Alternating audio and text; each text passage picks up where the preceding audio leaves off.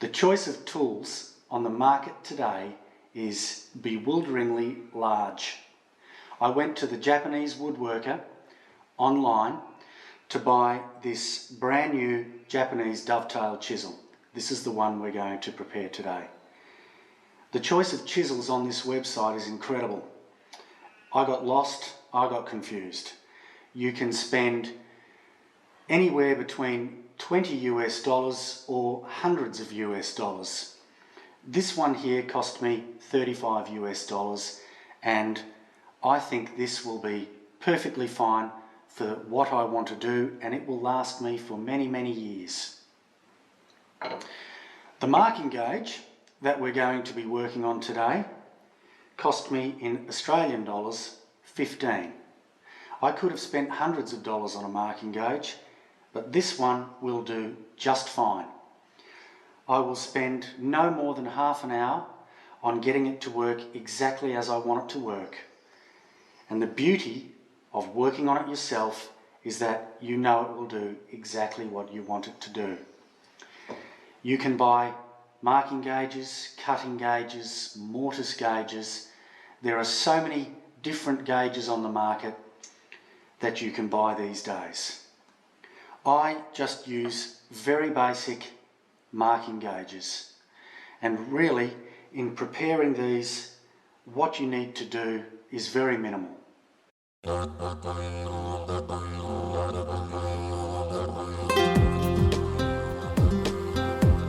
now come to the preparation of a brand new dovetail chisel. As I mentioned earlier, the preparation for this chisel will be exactly the same as the preparation for any other chisel. It's the same procedure. And it's very similar to what we did in DVD 1 preparing our plane blade. When the chisel arrives, it has a little plastic cover over the bevel, and it's covered in a sort of a waxy substance to prevent it from rusting whilst it's waiting to be bought and taken home and cared for.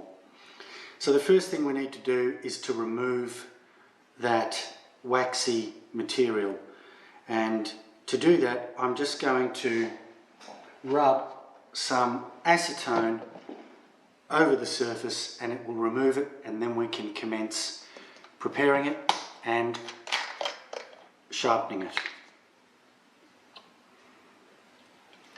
Acetone is not really flash stuff. I've just popped it on a cloth and I'm just rubbing it off, getting rid of that material.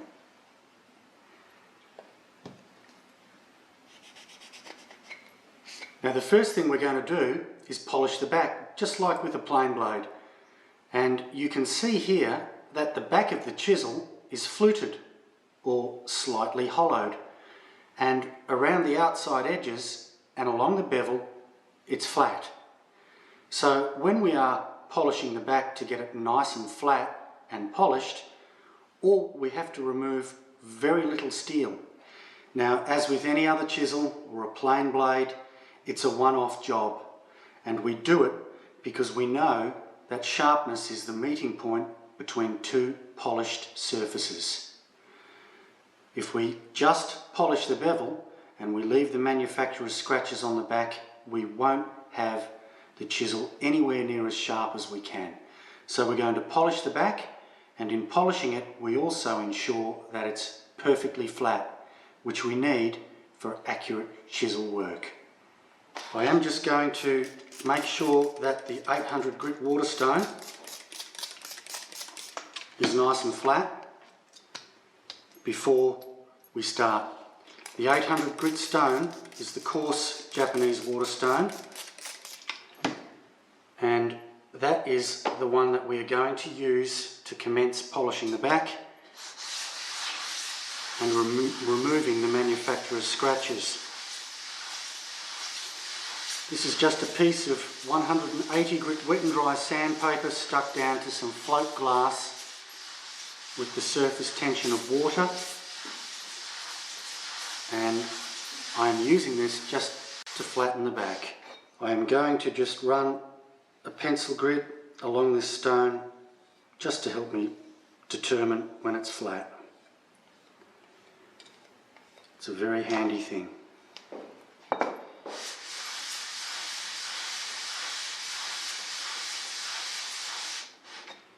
This waterstone will remove steel very quickly, but it will also lose its shape quite quickly. So every few minutes I will reflatten the stone. Flattening of the waterstones is exactly the same procedure as I demonstrated in DVD 1, so I'm not going to spend any time on it. It's the pencil grid, sandpaper on float glass, guaranteed to be flat. You just need to remember that the waterstones remove steel quickly and they also lose their shape quickly.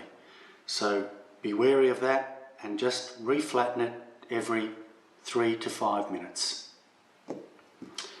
Now we are ready to commence polishing the back of the blade.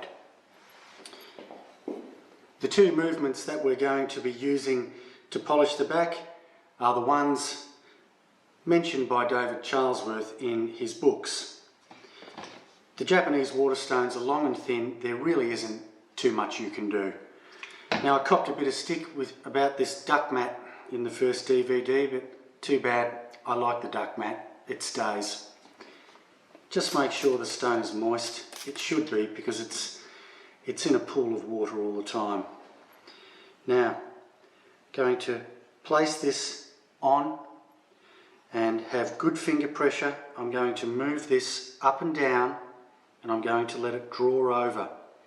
Now, one thing you will need to be aware of is that you don't want this shaft riding up onto the stone too far, because it may tilt the chisel.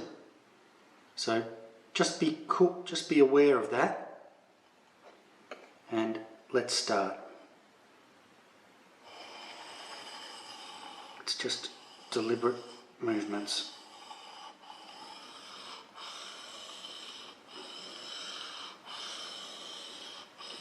You will see that the chisel will start to polish. The manufacturer's scratches will be replaced with the scratches from this 800 grit stone, and because the back is hollowed, the amount of steel that we need to remove is very minimal. Just make sure that you are keeping it flat. With a narrower chisel, you need to be very careful with this particular movement, because you may tilt the chisel. The second movement we do is probably more suited for small, narrow chisels. But this chisel is about 12mm wide, so this is fine. Let's have a look.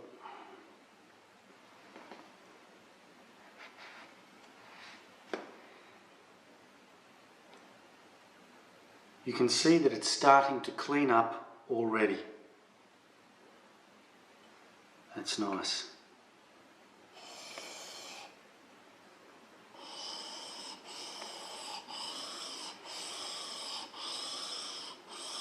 The stone starts to discolour, it gets dark.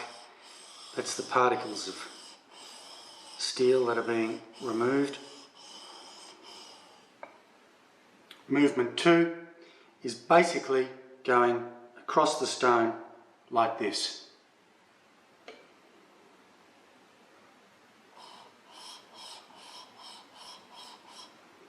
It might be easier for me if I can turn the stone around that way to show you.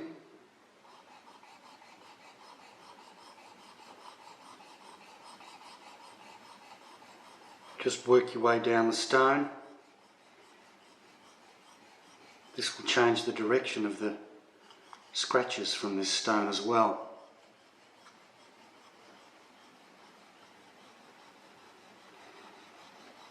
Keep the pressure nice and firm, and make sure you're not tilting or rocking the chisel. When you see that it's starting to wear, you you can actually just turn the stone around and come from the other side.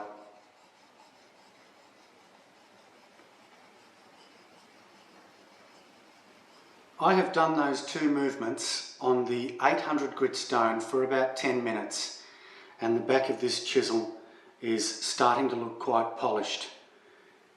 It's flat. Now I am going to do the same on the 1200 grit stone, but really only for a couple of minutes. The back is flat. I'm just going to use the 1200 grit stone to remove the 800 grit scratches and just give it a finer polish. So it's exactly the same movements on the 1200 stone. I re-flattened the 800 grit stone before I put it back in the pond, and I also checked this for flatness before commencing this operation. That's just the pencil grid on the wet and dry on the float glass. So I'm going to do these just for a couple of minutes only. So there is a look at the back of the chisel now, and that's after 2 or 3 minutes on the 1200 grit, and I'm very happy with that.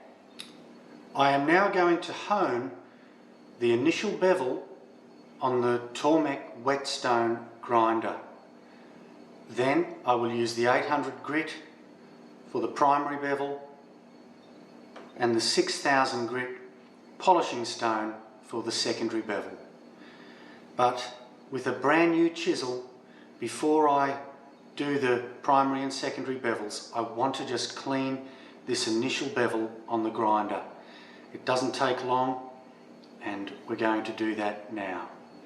I have this chart on the wall here right next to me, which tells me the angles at a very quick glance. It tells me the projection and the angles for the Tormek, the 800 grit stone and the fine polishing stone, and I'm going to be using the striking chisel angles that I have mentioned there. For this particular chisel, I am going to have the initial bevel, the grinding bevel, set at 27 degrees. I'm then going to use the core stone and put on an initial bevel at 33 degrees and a secondary bevel on the polishing stone at 35 degrees. So to grind and get an angle of 27 degrees, I need to have this projecting out of the jig for the Tormek 37 millimeters. So just using a small steel rule, I am going to place it in the jig and have it protruding out from the edge 37 degrees. 37 millimeters for 27 degrees. I have filled the tray full of water and we'll turn it on. The stone, because I haven't used it for 3 or 4 days, will soak up this water very quickly. So I'll just top it up again.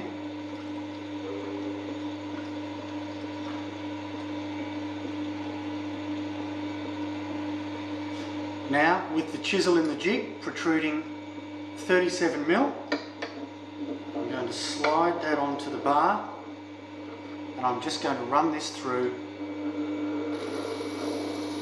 from side to side.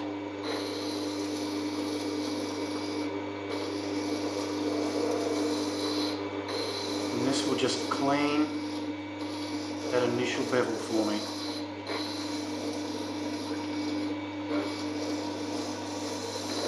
The beauty of the Tormek grinder is that the stone runs through water, so it keeps the steel cool.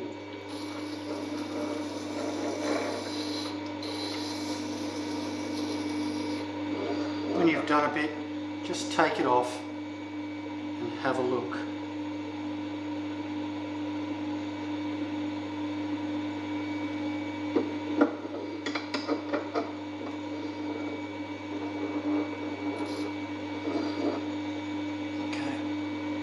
Some more water.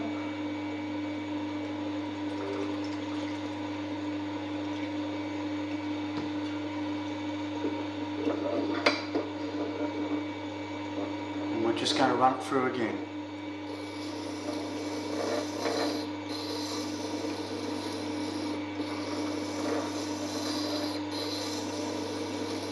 Generally, this first grinding is the longest grinding that you will need to do.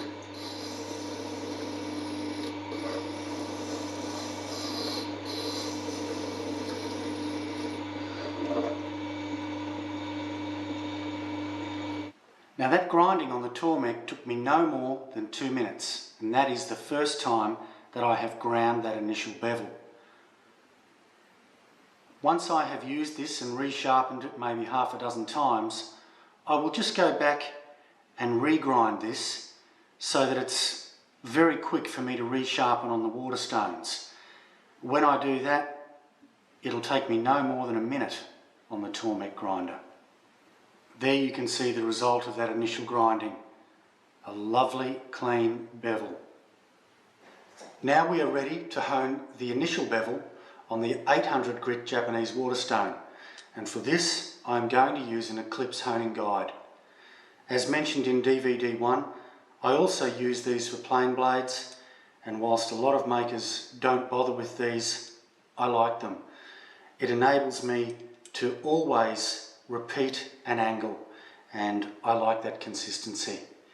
So according to my chart, I am now going to hone this at 33 degrees, and to get that angle I need to have this protruding out of the honing guide by 28 millimeters, and that's what I have it set at. So this is not going to take long at all. Now, we're not looking for a curved blade as we are with plain blades. We want this to be perfectly straight and perfectly flat on the back side. So the ruler trick is something we definitely don't do with chisels. Let's do this. It's only going to take 2 or 3 strokes to get a wire edge. So I'm just going to have these fingers on either side of the chisel end, and I'm going to put a little bit of pressure. I'm just going to run it straight down the middle, and we're going to take maybe 3, and then I'm just going to feel the end with my thumb, and I already have a wire edge because it's been freshly ground. And what I have done is I have just put a very small secondary bevel on that end there. I call it the primary bevel because now we're going to use the polishing stone for the secondary bevel. So that's all it took. 3 strokes. Probably would have only taken 1. When I come to resharpen this, I will do the same procedure. I have slid my projection back to 24mm in the Eclipse honing guide to now give me an angle of 35 degrees. That is the angle that I want for the secondary and final bevel of the polishing stone. Then we have a brand new chisel ready to go. I'm just going to slurry this up, so I'm going to wet it down and use the Nagura to create the slurry, which is the cutting paste on this fine polishing stone.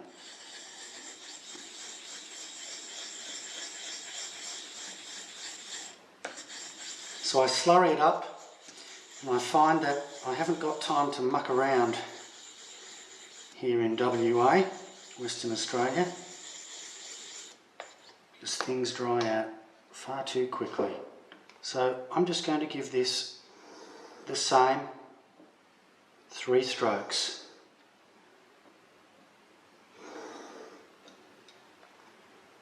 And then that is all it needs. I'm just going to place the chisel perfectly flat and drag it on, and you'll feel it bite because it's got a wire edge. And I'm just going to do that number 2 movement on this polishing stone, and that's also just polishing the back a little bit more. That's it. Our chisel is ready. This chisel is now prepared and sharpened and ready to go, and it took no time at all.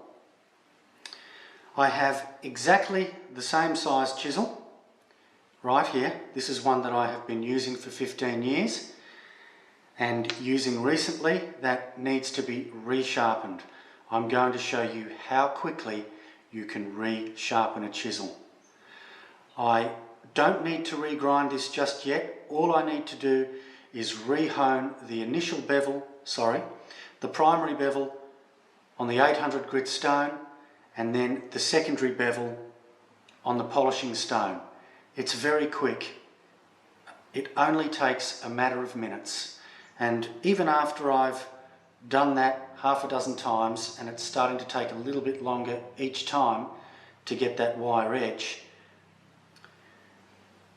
after that I will need to go back to the Tormek, but even when I have to regrind, it's only going to add another 2 or 3 minutes onto the process, and then I'm right for another 6 sharpens. So I'm going to show you how quick and how easy it is to resharpen a chisel. So all I've done once again is I've set the chisel in the Eclipse honing guide at a projection of 28mm to give me 33 degrees. And I'm going to run it over the 800 grit stone until I feel a wire edge. 1, 2, 3, 4, 5. Not yet. 6, 7, 8. And there it is. So there's a wire edge on that already, and that took 30 seconds. You don't need to keep running backwards and forwards once you've got a wire edge. It's there. So now all I do is loosen the Eclipse guide, take it back to 24mm to give me 35 degrees, and I'm going to polish it on the polishing stone, and that's it. The chisel's resharpened. It's as quick as that. So it's the same deal. I'm going to slurry this stone up again. Shouldn't take too long because it's just been slurried, so it still should have moisture in it.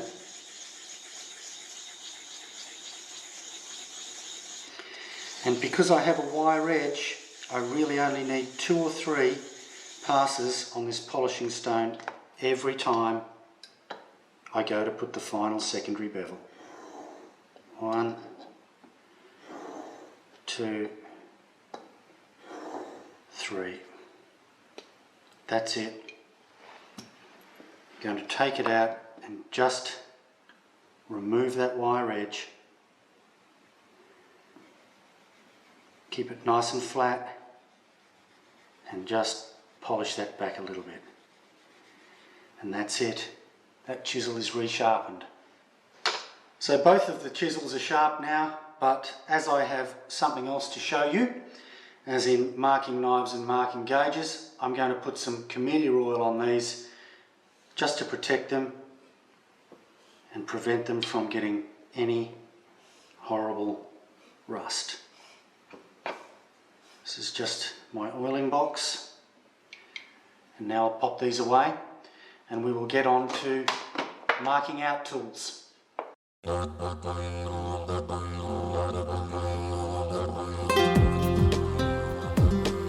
Marking knives.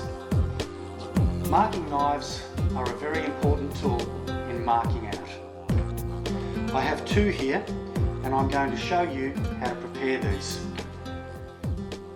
You can get marking knives that are single beveled or double beveled. It's a personal choice, single or double, it doesn't matter.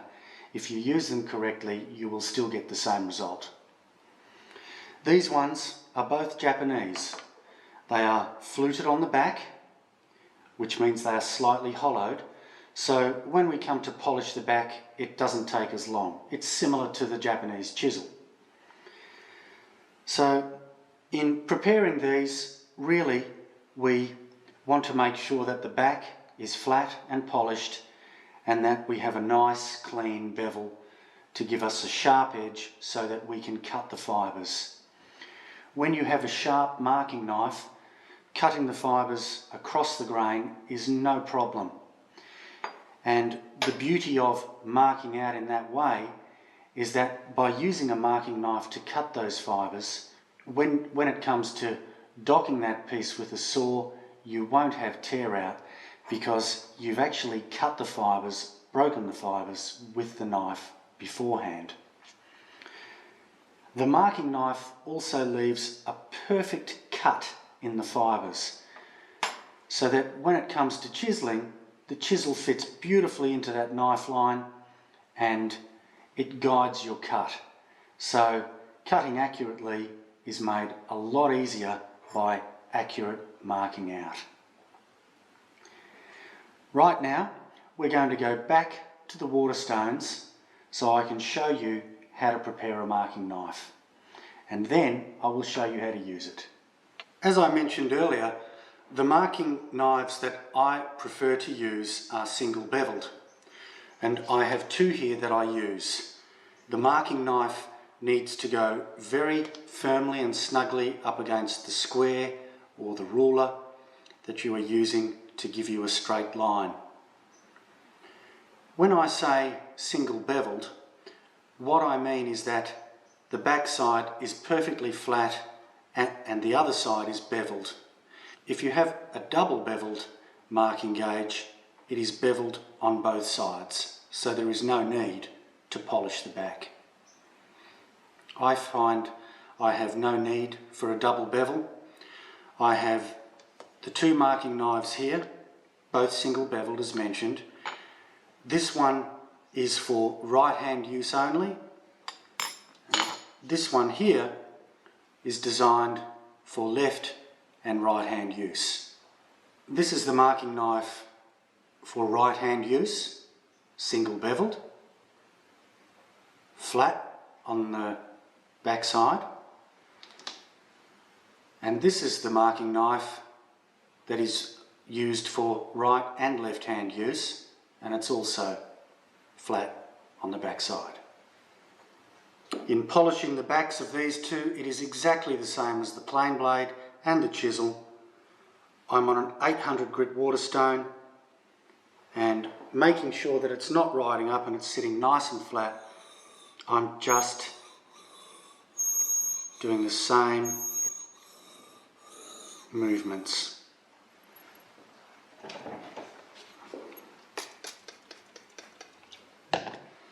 Just going to wet that down a little bit.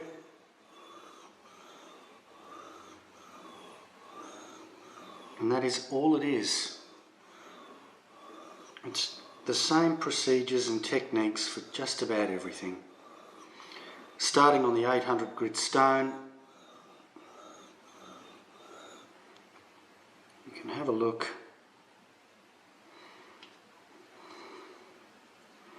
I'm going to do this one.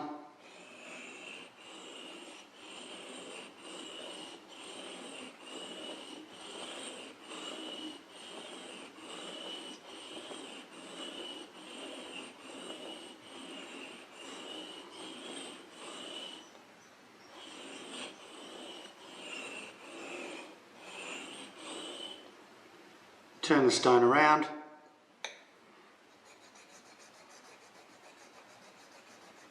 So it's the same movements along the stone and across the stone as for the chisel. And I will do this until I've removed the scratches from the manufacturer and replace them with scratches from this stone, and then I will go to the 1200 stone to polish them out, and then it will be ready. So I'm going to do both knives.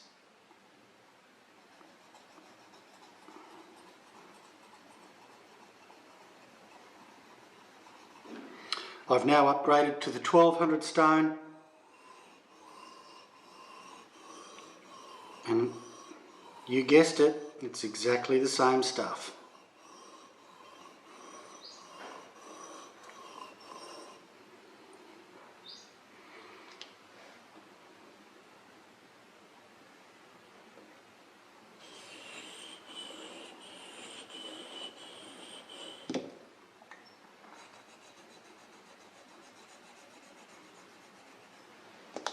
The only other job that is left to do on the marking knives to get them ready for use is to just make sure that the bevel itself is nice and sharp.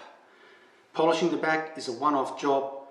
Making sure that the bevel remains sharp is something that we need to check regularly, because having these marking knives running up against steel squares and steel rulers can sometimes blunten them. Now you can use a jig to make sure that you maintain the same angle, but for this particular job I don't use a jig, I just do this freehand. I feel the level and I just make sure that it's nice and crisp. I'm going to do these for you now. This is another job that doesn't take long. All I do is place the knife on the stone. You can feel when you've got the level right, and I just drag it towards me.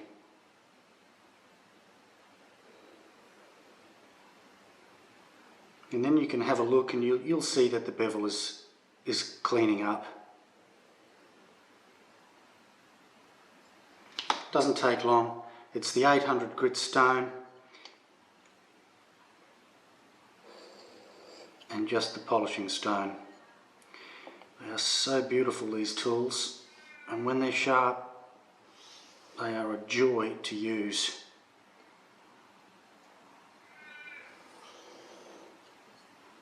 So here I'm just slurrying up the polishing stone, just drying out very quickly, and I'm just going to polish that edge. I'm being careful not to dig into the stone. I don't want that to happen. And on this one, which has two bevels, oh, they're beautiful.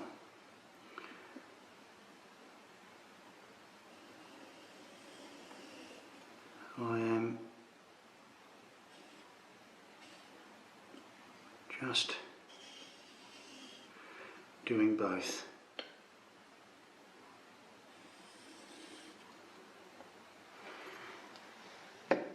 And that's it. They're ready to go. So we now have a perfectly flattened and sharpened marking knife. Now I want to show you how to use it. Marking out is actually a lot of fun. I enjoy the precision in this aspect of fine furniture making. Once you have a piece of wood to be used in your furniture that has a face side and a face edge and has been remachined, you are ready to mark it out for joinery. I have a square. I have a range of squares, but this is a piece that I am using in the sideboard that I am making, and it's a small member. It's the vertical divider between the two top narrow drawers. Now it needs to be cut with a square edge at both ends. If I just pop this on the docking saw bench and take a cut, no doubt about it, I will get tear out, and I don't want any tear out. So the procedure that I use for something like this is I mark it out accurately with a knife line right the way around, always butting my square up against either the face side or the face edge. By cutting that knife line, I will prevent tear out when I put it on the docking saw. Now you can either then use your saw to cut right to the line and leave it at that, or you can cut about 1/2 mil away and then chisel to the knife line. I am proposing to produce 2 DVDs on joinery, and I'm going to show you how to cut these then. But for this DVD, I'm just concentrating on marking out. So always having the butt of my square up against either a face side or a face edge, I am going to scribe right the way around this piece. Now, the back side of my marking knife is flat, so I could have it perfectly vertical up against my square like that, or I could slightly lean it out. But what I want to do is make sure that the blade is right up against the square, and specifically the tip of the blade, because that's where the cutting takes place. So I am going to angle it out. I'm exaggerating that to show you, slightly like that, and it doesn't matter if I have a lean on it like this too much, but maybe just a couple of degrees out like that, so I can get it right up against that square. And holding the square firmly against the face side or face edge, I mark out a line. I can go over it again, and what I am doing is cutting the fibres. So now I have a very crisp line. Now if I turn it this way, I came off this face edge and this is the face side. Now I want to continue this right around because I don't want any tear out when I cut this. So I'm going to tilt it up like that, place the square up against the face side, and with the end of my knife I can just feel it in to the end of that knife cut and run my square up against the knife and run it through again. Continue it around. My face edge now is at the back, so I'm going to place it like that. I can feel my knife drop in to the cut, run the square right up to it,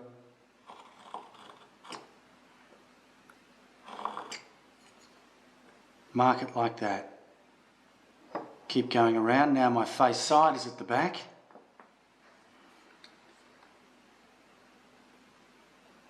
Drop your knife into the cut that comes off the edge and run it around. Now if you have a look, your knife lines will match up perfectly. You can see the knife line there. It follows around and they match up perfectly. So now when I go to either cut this or cut close and use a chisel, I will have a perfectly clean cut. No tear out at all. That is how to use the marking knife.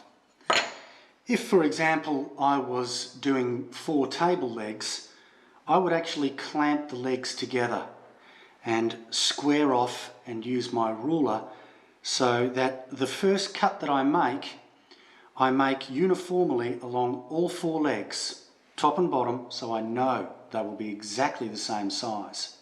Then I can take them apart and follow that cut around using that method there.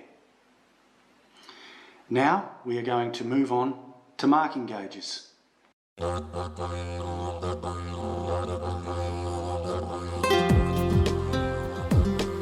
Marking gauges.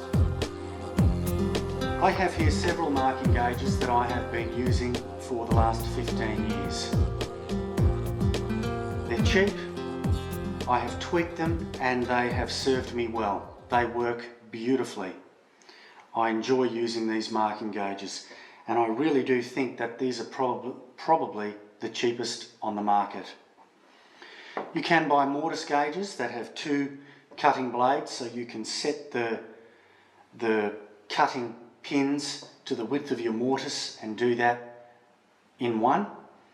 I do all of my marking out, including mortises, with these gauges. These gauges have a uniquely shaped pin, and I'm going to show you how to shape the pin and how to change the location of the pin so that marking out becomes very easy. This gauge that we're working on, the pin is put straight through the centre of the shaft. Now I'm going to show you that by using this gauge as it is, it's very difficult for me to see the line that I'm cutting. And I'm going to show you one of my tweaked marking gauges and how much easier it is for me to see exactly what I'm doing. But before I do that, when I say that we're going to be working on the gauge, I'm going to explain to you now what we're looking for in an accurate marking gauge. The most important thing is the pin. It needs to cut very cleanly and very accurately. The location of the pin needs to be put in a spot so that we can see exactly what we're doing.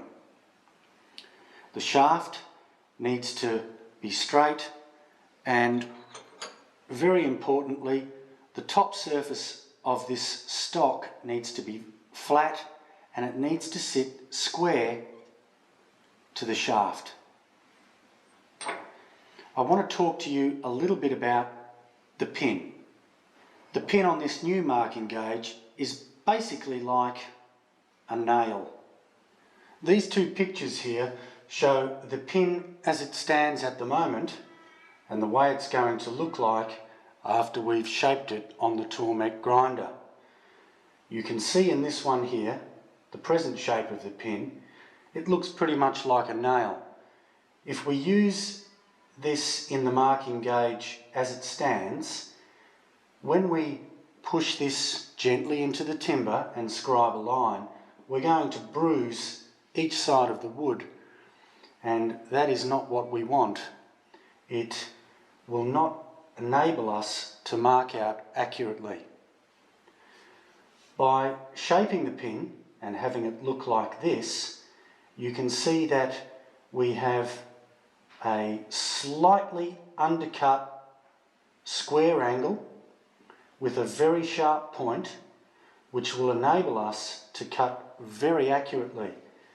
This slightly rounded beveled side will always be to the waste, and that dotted line is basically showing a right angle. So you can see that the cutting edge is very slightly undercut. That means that the tip will cut exactly where we want, and if we take it just a little bit deeper, we're not going to be bruising that cut that we have made in any way. It will enable us to mark out very accurately, and we can then pop the chisel straight into that knife line and get a perfect cut. Shaping this on the Tormek is very easy with the aid of a simple jig, and I'm going to show you how to do that right now.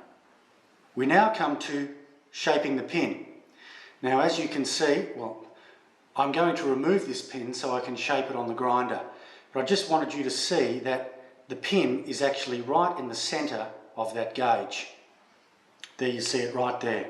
Now I'm showing you that because we're going to change the location so that we can very easily see the pin and the cut we make when we are marking out.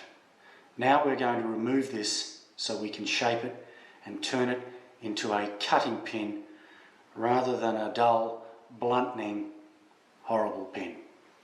So all I have here is a pair of vice grips which I'm going to use to grip this pin and pull it out.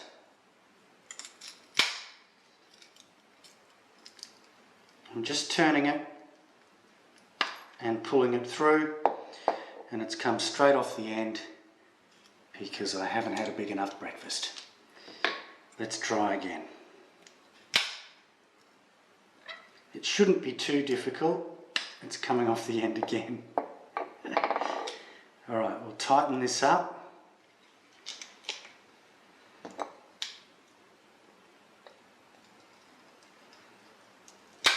That's better.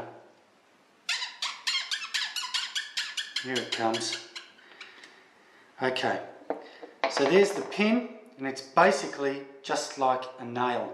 Now we're going to shape this on the Tormek so that we can get it just the way we want it. Shaping the pin.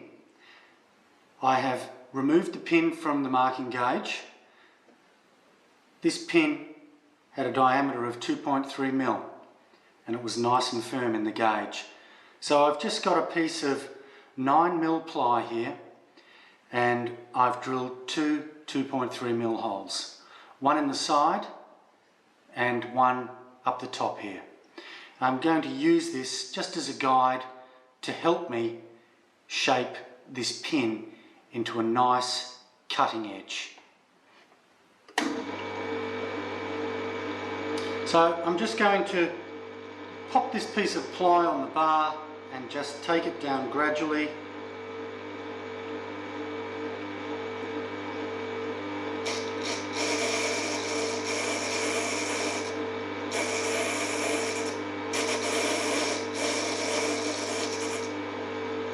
Have a look frequently and you will start to shape the pin to the exact shape that you want.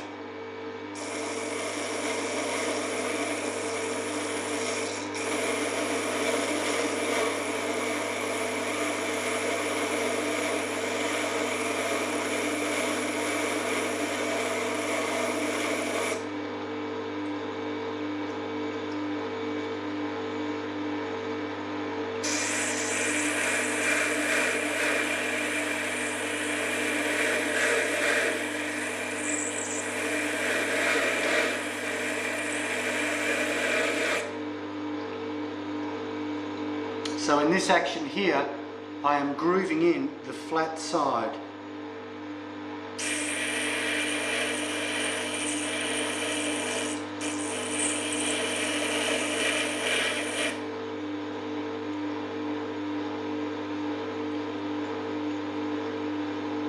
It's looking quite nice.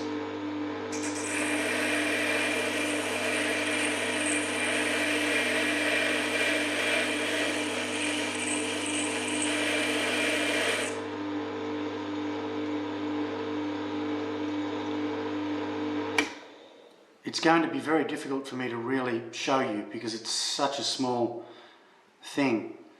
But already I have cut a nice flat side into that pin. I've basically just cut half of it away.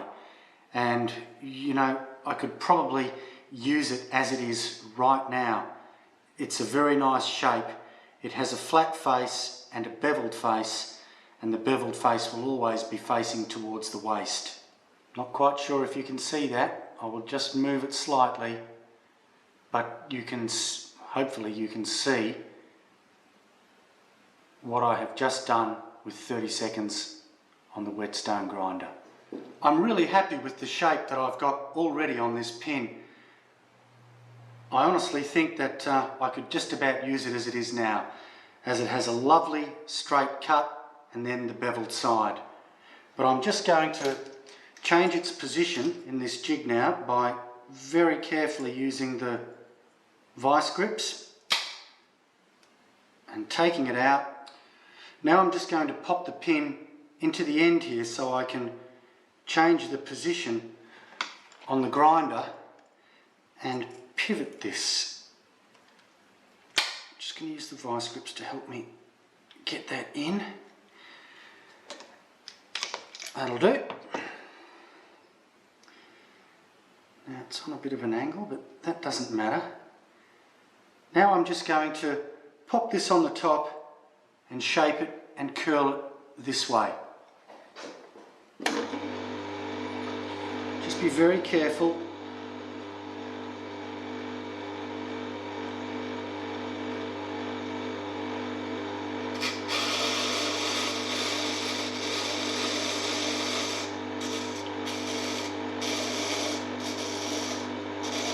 Now I can rock this from side to side.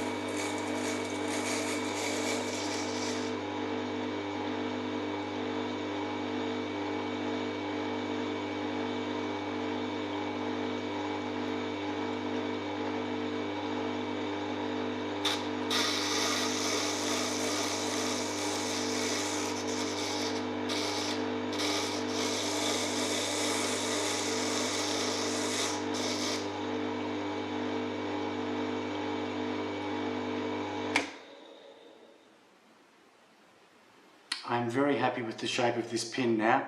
It's done.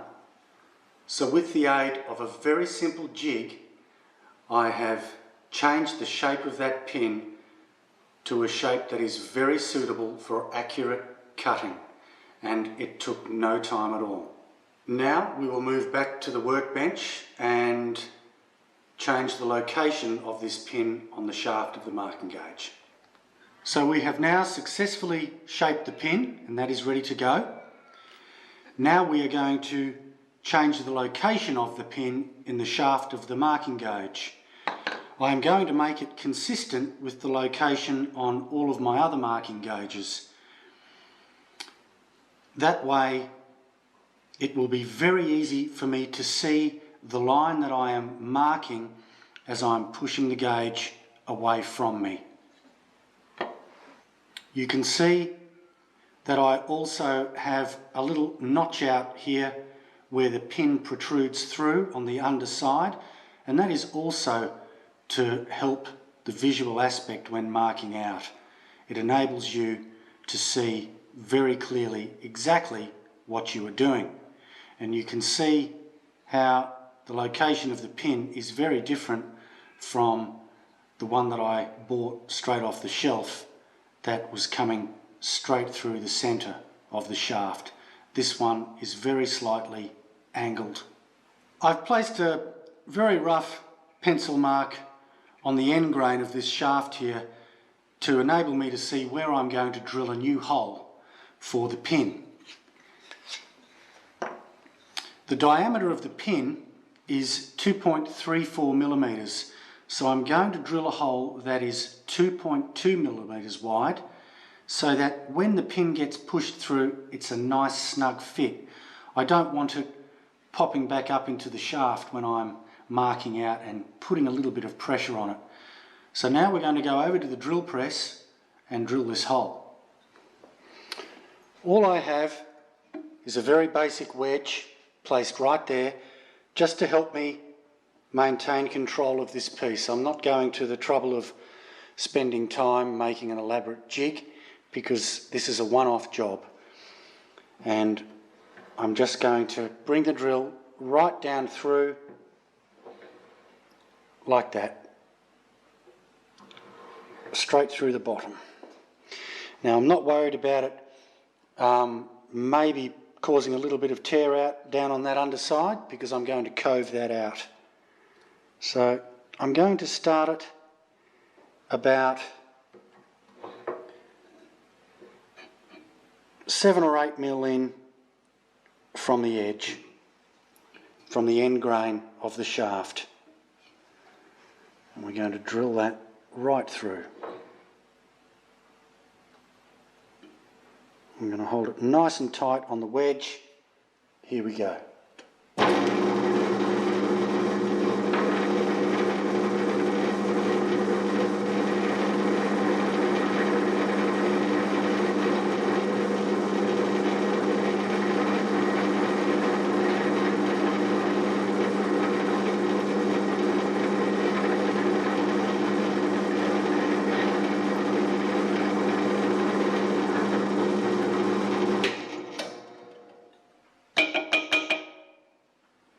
There we go, that's lovely.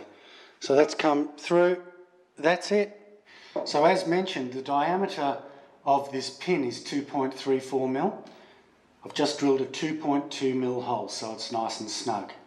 Now where the hole comes out, the end where the cutting end will be, I'm going to just cove out a nice little section so that it helps me see even more what I'm doing. I'm going to use my brand new chisel for the first time. So I'm going to pop it in the vise, just take a couple of chunks out with the chisel, and then use a file and some sandpaper just to smooth it off. I'm not going to bother marking this out, it doesn't need to be super precise. I'm just going to bang a little nick in there.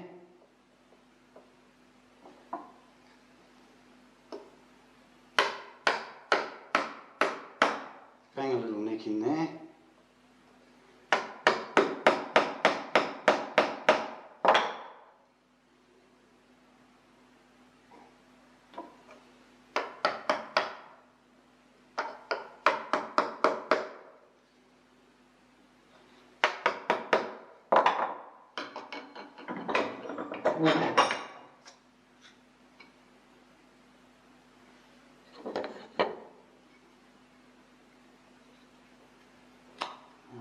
Just hold this because the chisel is so sharp.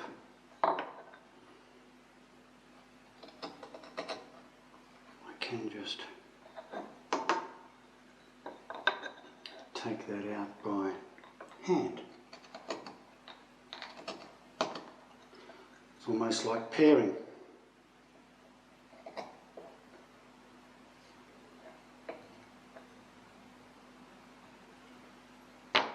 That's enough. So you can see that I've just taken a chunk out with the chisel. It's actually reasonably clean. I could probably leave it like that. I'm just going to use a file.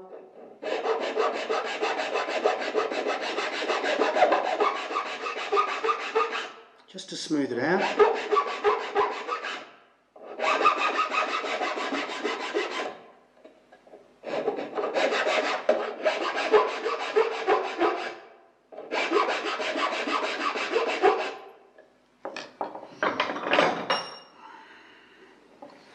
As I mentioned, this doesn't need to be a super precision job. It's just to tidy it up.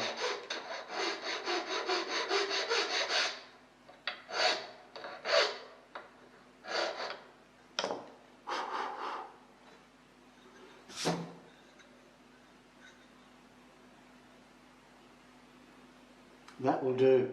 That's fine. Now I'm just going to pop the pin back in, and I'm going to have the flat side facing upwards. I'm just going to locate it in the hole and use the vice grips to help me push it through. It's going to be snug, which it is. Okay, just take the vice grips a bit further back. It's poked its head out. Now I only want the tip of the cutting edge protruding about 1 millimetre. I'm going to turn it around. There it is, it's through, so that the flat end is facing upwards. That's it right there. Which means that the bevel side is down. Now I'm going to pop this back in the stock. Now the other two things that we need to be conscious of for this marking gauge to work well is that the top surface of this stock needs to be flat. And I have checked it and it is flat. You can do that by just placing your square on it. If it wasn't flat, if it had a little bit of a woof in it, you can just pop it in your vise and plane it. Using the block plane would be perfect for that because it's nice and small. Now the face of this piece also needs to be sitting nice and squarely to the shaft. And I've placed the square on there and I can see that it is nice and square. If it wasn't, once again you could mark it out on the shaft where you need to take shavings, pop it on your workbench and plane it down.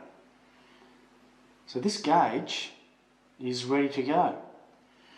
One thing I would like to mention before I continue is that these gauges are a little bit different. These ones lock on the diagonal, which is perfect. It has a plastic plate inside which runs around 2 square edges and locks in. They're really good. I haven't been able to find another one of these. This one just has the plastic butt end of this plastic screw pushing into the timber, which bruises it. It's not ideal, and it's a shame that you can't find these anymore because they are perfect. But this will do nicely. So it's had a little bit of work done on it, but now it's going to be a far more accurate tool. Let's now talk about using the marking gauge. Once again, you would only place this side of the stock up against either a face side or a face edge. All of your marking out, whether with marking gauges or squares, is done off a face side or a face edge. As I mentioned just before, I have the flat side, the cutting side, facing upwards in this particular marking gauge. In other marking gauges that I have the cutting side facing down and the bevel side facing up. Now there's a good reason for this. Let's say, for example, I wanted to cut, or I wanted to mark out a mortise in this piece of wood here. I want to explain to you why we have the pins in the marking gauges sometimes one of two ways, with the flat side facing up and the flat side facing down. Here I have marked out a mortise on this piece. This would be my face edge. This would be my face side. When I am marking this out to be cut, I'm going to use the marking gauges. You can use a mortise gauge if you have one.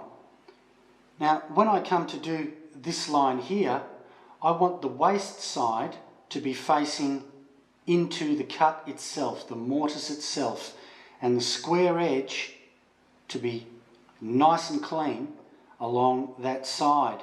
So for marking out that, I would use the gauge, this one that I have just set, with the flat side facing outwards, so that the bevel at the waist is to the inside. When I come to do this inside edge, the reverse is true. I want the bevel facing inwards and the cut facing outwards. That way the bevel is always facing the waist, and when I have that cut, it's perfectly vertical on the side of the mortise. I pop a chisel in there, it helps me to cut perfectly square and true. When I am using the marking gauge, I press this face firmly against a face side or a face edge, and I just dig the cutting edge in slightly to the wood and run it through. Don't try to go too deep too soon. Your arms are almost locked and you're just pushing with your elbow. And then you can take it deeper if you want to take it deeper. And this gives a beautiful, clean, crisp cut with one side vertical and the other side slightly beveled or bruised to the waist. And you can just keep running it depending on how deep you want to take it. It's a beautiful cut. This is an end frame of the sideboard that I'm currently making. This is a veneered panel. This is Australian white birch on the inside and it's jarrah on the outside.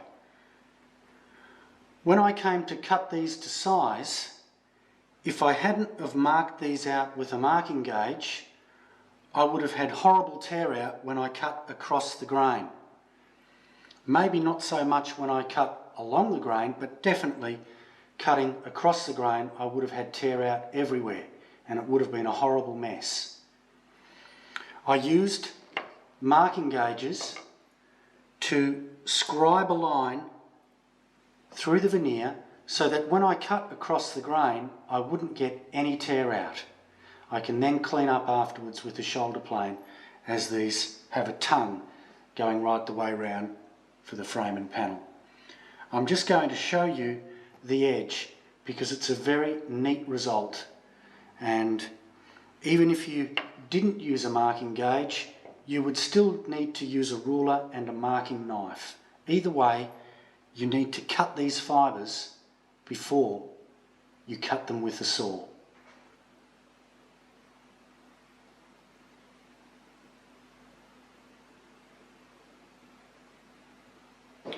This end frame isn't glued together yet, it's just put together dry. But you can see up the top here that it's a very clean cut, there's no tear out. So it's very important to have sharp, accurate marking out tools. You use them all of the time. The last thing that I want to talk about today is pencil gauges. These are also a wonderful, handy tool. This is one that I made in David's workshop in 1995, and if I was to ever need another one again, I wouldn't go to the trouble of actually making one. I would just grab one of these gauges at $15, $20, they're so cheap. I would just grab one of these and very quickly adapt it to be a pencil gauge. And basically it's exactly the same as the marking gauge, except instead of having a pin going through it, it has a pencil. So with this one, the hole is wide enough to fit a pencil through, and all I've done is I have cut through along that line that is marked on the end grain for this one where we drilled. Just place a cut through, first of all so that you can get the pencil in, but secondly so that you can then pop a screw up the top just to tighten it so the pencil stays nice and tight. We'll have a closer look now. So you can see the cut through there, and you can see the pencil protruding through. It pops its head out the end, and instead of cutting, it draws a pencil line. Very handy. There's the screw right up the top here.